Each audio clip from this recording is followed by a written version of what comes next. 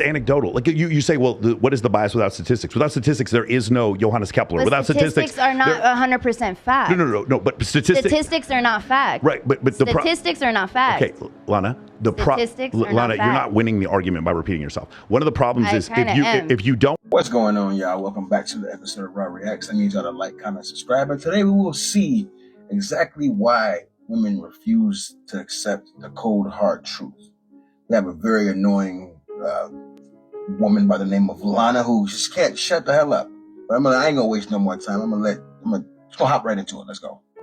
Is, do men have more sexual partners? Are they more likely to cheat? Yes. So if you're the drummer for Metallica and then you get married, you just have more options to cheat. If you're an assistant manager at Walmart who lives in Des Moines, Iowa, and then all of a sudden you get married, you don't have as many options to cheat. So men cheating or not cheating, it isn't a reliable statistic, whereas women it is. If women want sex, sex manifests. Both of you agree to this, right? If you want it, Lana, if you want sex tonight, sex just manifests. Am I wrong? Yes. You go out anywhere. So for men, it's not just do they want, it's not just do they cheat, it's like can they cheat? So most men can't cheat because most men are not, like I said, 80% of men are deemed unattractive. So that's why the stat doesn't mean as much. But here's the opposite side to it. The number one indication about whether or not a woman is going to cheat in a marriage, the number one correlation is how many sexual partners she had before she got married. The number one correlation is actually not that. It's reporting dissatisfaction in her relationship. And know that the number one reason why women cheat is because they're not happy in the home and because they're doing a double workload. For sure. We're talking about two different things. Why. You're talking about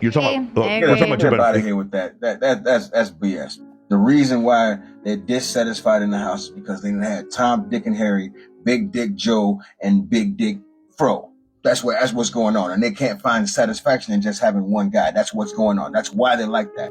You can bring housework into it and say you're doing a double workload. That's all just a bunch of bullshit gymnastics that they try to use to put in your way, just to mask the fact that they're really not happy because they've had too much dick in their life and they got too much dick on their mind. That's what's going on here. See, Moa, he's very patient when it comes to these girls. I would be snapping off, man. He got the patience of a saint. Let's continue, guys.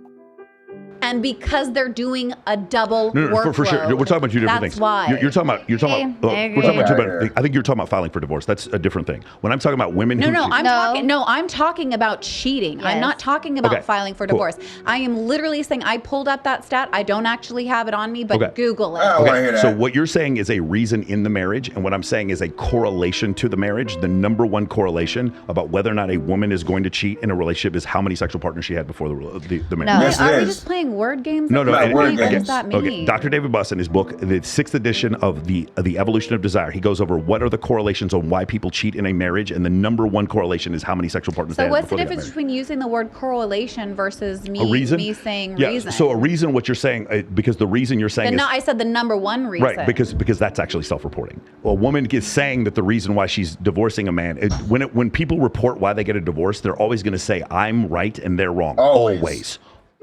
It almost never you're going to hear somebody blame themselves for why they're getting a divorce. They're always going to blame the other side. The correlation about number of previous sexual partners and the relation to that to marriage, that's a different situation. Wouldn't that be a self-report as well? It would, but the problem with that is the problem with that is women are reporting higher than their normal body count, so I tend to believe them. Yeah, if a woman comes to me and says, I've only been, like for instance, this whole thing with Nina Ogdahl, she's like, I've been with 5 dudes. No, you haven't. That's a lie. Did she actually, I don't want to switch topics on you, but did she actually say that? He said that, Logan right? said that means Logan. That's what she told Logan. Are you sure though, or is we'll go over that in a second. Well, my point is, Bilzerian had the best way of saying is, if I talk to a girl who's like, 30 years old, she's like, I've been with 3 dudes. Like she could be lying, she could be telling the truth. If I talk to a girl who's 25 and she says she's been with 84 dudes, she's telling the truth. She's telling the truth. So if a girl comes in there and says, yeah, I've been with more than 20 dudes before I got married, she's probably not lying. Well, look, you guys have a bias though. Like in just the way that you frame that alone, there's a bias women because have a bias. you're maybe, but I'm pointing out yours right now because you used that example. Yeah. And so your bias is this. You're like,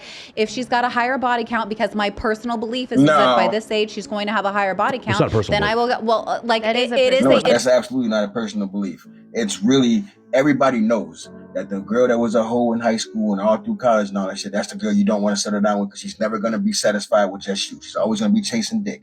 And I just don't like these females really don't. They try to do everything. Women that have a high body count try to do everything that they can to try to make it, oh no, it's not about this. It's not about that. No, it's something else. It's because of your own personal belief. No, it's not. No, it's not, man. Nobody wants to be with the girl that has a super high body count. Just be for real. Just think about that. The chances of her have been pissed on, shitted on, came on, all that nasty shit. You licked his balls, his booty. Come on, man. Come on, man. And once they get in a relationship with a regular guy, they just don't cut it. They can't hack it because you know what? I was over here with 12-inch Joe. I was over here with 10-inch Tom. Like, come on, man. Let's just be for real here, yo. Let's be for real.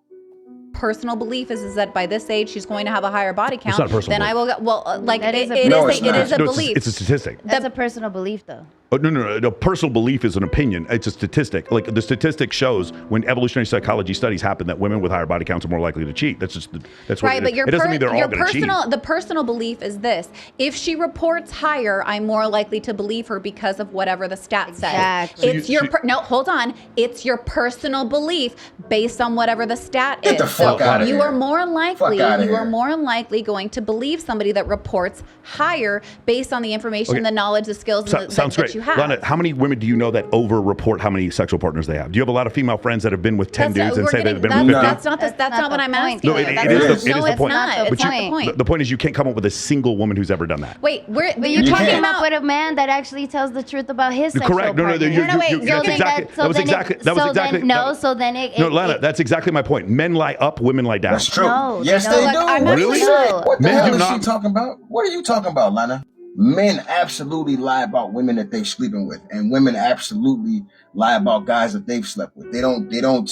Women lie down and try to get their body count down, and a man says he's been with all these women. That's what they do. Where do you live? Do you live on Mars or something? Like, where was this girl, man? But men do not lie and increase their number of sexual partners? Really, Lana? Remember, we're recording this. You think men do not lie and say they've had sex with more women than they have, and that women say that they've had sex with fewer? Because they do. You have to know that. They do. Oh my God. Can I talk? Mm-hmm. Okay.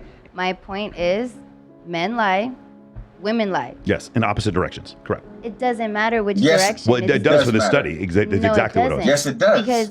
Because either way, whether men are lying or women are lying, there's still a lie.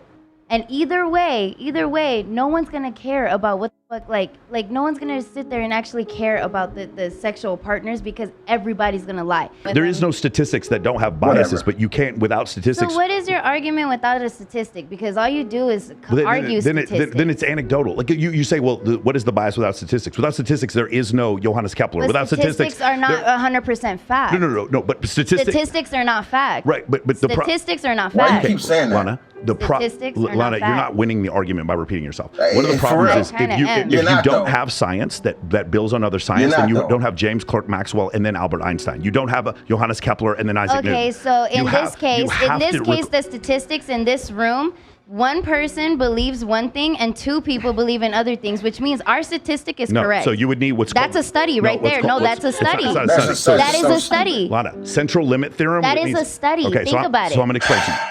Certain people really don't need podcasts and microphones like this. And these are the type of people like, oh my God, man. Since when is repeating yourself over and over again and saying stupid stuff that doesn't even make sense? When is that educate? Who are you speaking to, man? Like for real, like I feel bad for your crowd, that your audience, that they have such low quality from you guys, man. Like it's just crazy, man. Like, literally, I don't know, man. Honestly, this is why a lot of like female podcasts and shit, and I'm not even wishing because I'm still growing mine.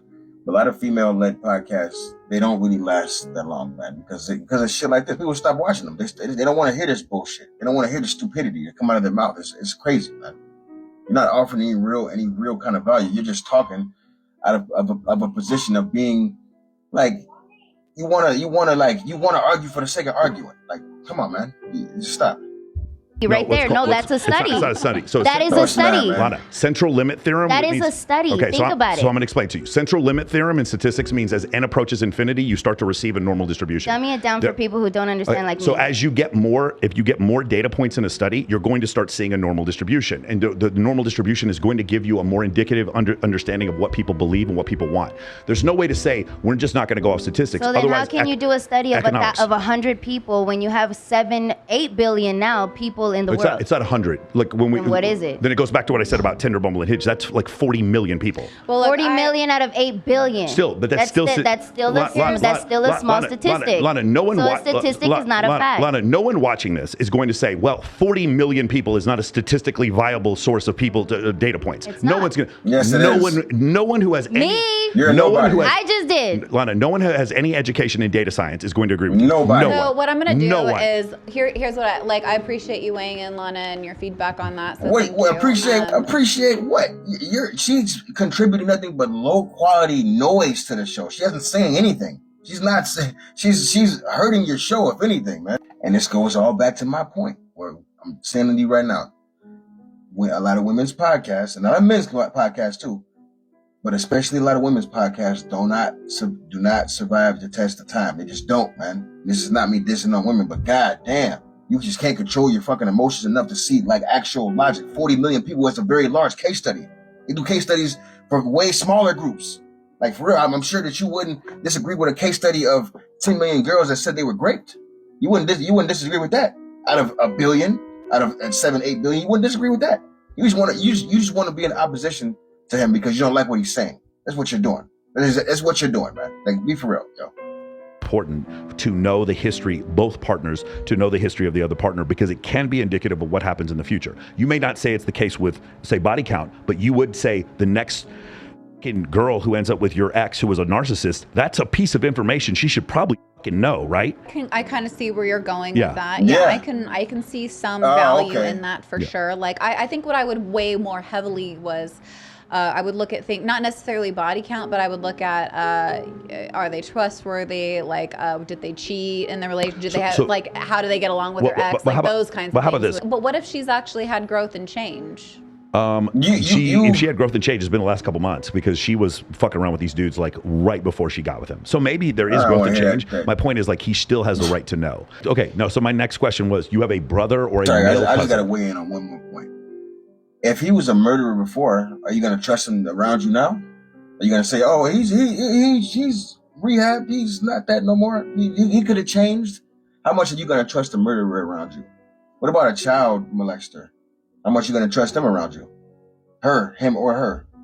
Be for real, man. Just stop it, man. Body count matters. Body count absolutely matters. Y'all don't want to admit it. And the only people that don't want to admit it is women. And men admit this. You'll find a man if you have a high body count, but he won't be the man that you want.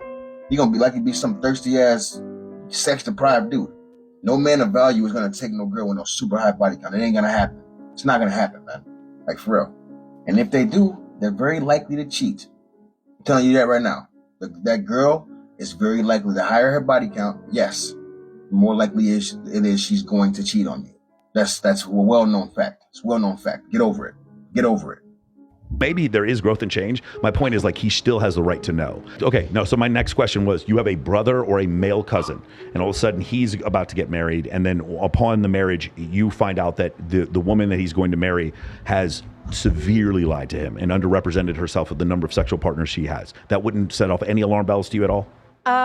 If we're just talking about how many dudes she's been with, no, it really wouldn't. And I'll tell you why. Like, to me, that doesn't, I don't really think that's. No, she told him 5, it turns out to be 100, and she lied about it. You don't think that's a problem? It is a problem. think I would. I could see where that would be a little like, I would want to know more about it, and I would want to know what I would measure it based on my interaction going forward. What is she so lacking that she needed that much attention? It's not necessarily. This is where you guys get it wrong. It's not necessarily her needing attention. Yeah, like there's other things at play. I mean, validate. Like and look, I actually agree with a lot of red pill stuff when it comes to this, because a lot like.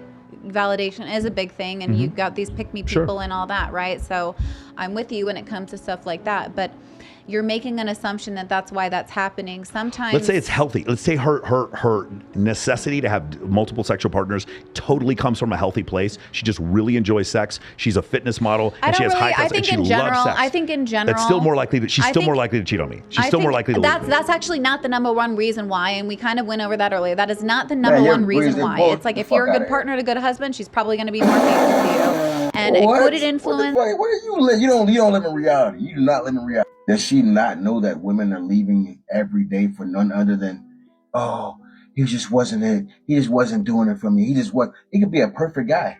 Be a perfect guy that goes to work, comes home every day, takes care of the house, pays all the bills, and she'll still find a reason.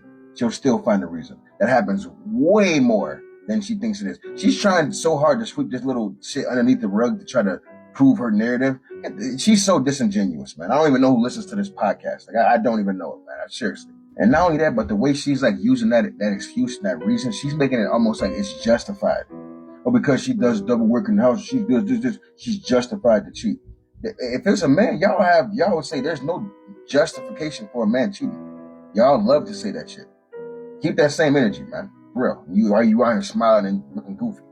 Still more likely to cheat on me. She's still more likely to leave me. That's actually not the number one reason why, and we kind of went over that earlier. That is not the number one reason why. It's like if you're a good partner to a good husband, she's probably going to be more faithful to you. And could it influence fidelity? Yes, it could influence. Don't want to knock that, Kay, but it's not the number one thing. No, what you're talking about are reasons in the marriage, and what I'm saying is a correlation to the marriage. They sound like the same thing to me. No, a reason in the marriage is happening in present tense. A correlation to the marriage happened in the past tense. Okay, That's why I'm saying it's different. It is different. Okay. And the problem is what you're saying, again, is like, you're saying it's the number one reason, but again, it is the number one reason. It's the number one reason you they're don't reporting. know that. And my point is, and we go back to the original thing before, I refuse to believe that women are sleeping with 20 dudes and reporting 30. I refuse to believe that, and no one is going to disagree with me on that. I don't think Lana or I would disagree with you. So the point is when a woman says she's been with more than 20 and 17% of the time she's saying in marriage. Now we're like, we didn't disagree with you on that. What I was highlighting was your belief and how that influenced what you would believe about a woman. Your bias was that if she reports a high number, more believable because of a bias that you have. Sure. I don't know if it's a bias though. It is a bias. It's not a bias. Yeah, it is a bias because you said if she's this old and she's reporting higher numbers, I'm more likely to believe her. They can both be 25. If I have a girl who's 25, she says she's been with 5 dudes, she might be telling the truth, she might not be telling the truth. But if a girl tells me, if she's 25 years old, she's like, I've been with 65 dudes, I have a hard time not believing her. I have a hard time believing her. I have a hard time believing that she says she's been with 65 and she's actually been with 85. Yeah, no, I think we both agree with you on that. That wasn't our point. The point was the bias and the belief system that I was highlighting. Well, there are studies that show that men overrepresent how many sexual partners they have and women underrepresent. So that wouldn't be a bias. There'd actually be statistical significance to that. The point I'm trying to make is like nobody okay, I'm going to get in trouble. I love you, honey, my girlfriend. Slutty women are fucking awesome. They're great. I have so many positive interactions throughout my life with women who have been with lots of dudes. I don't give a fuck. And I'm not even saying having sex with them. I have as a show, some of the girls on my show, they're porn stars. They're the funnest, most fun people I've ever had. I've had half a dozen porn stars on my... There is a direct correlation to women that cheat and women that have a high body count. For sure. There's nobody's going to disagree with that. If a woman has a high body count, she's more likely to cheat on you. You can sit up there and say, that's what they say. That's the number one reason. You don't know that to be the number one reason. People say a lot of stuff. People will say, oh, I cheated on you because you weren't giving me enough attention. Or I cheated on you because you don't make enough money. They'll say a bunch of shit and you could be paying all the bills in the house. You could be giving her a bunch of attention. You could be doing all this stuff and she'll still say it's because of this. So for you to sit up there and run with that, like, oh no, it's because of the workload in the house. Get the fuck up out of here, man. You just want women to have some dumbass excuse and some dumbass justification for why they're going out and cheating. And you can say that, you whatever. I'm not even going to argue with you on that point. But the fact of the matter is that cheaters, what do they say? A person's past is a great indicator of their future. That is the truth. That's the absolute truth. If a person has bad credit, more than likely, the bank's not going to give you a loan. If you're known to wreck cars and all that stuff, more than likely your insurance is going to be higher. It's just what it is. It's cause and effect. But they don't want to accept that. They want to think, oh no, she is only cheating because this, and it's not because she's been with a bunch of guys. Yes, it is. It is because she's been with a bunch of guys. And the more you try to ignore that, the more dumb you look. For real. Shout out to Moa Podcast, man. Hopefully one day we could do a collaboration and hop on, you know what I'm saying? But let me know what y'all think about this. Like, comment, subscribe. Let's go, baby.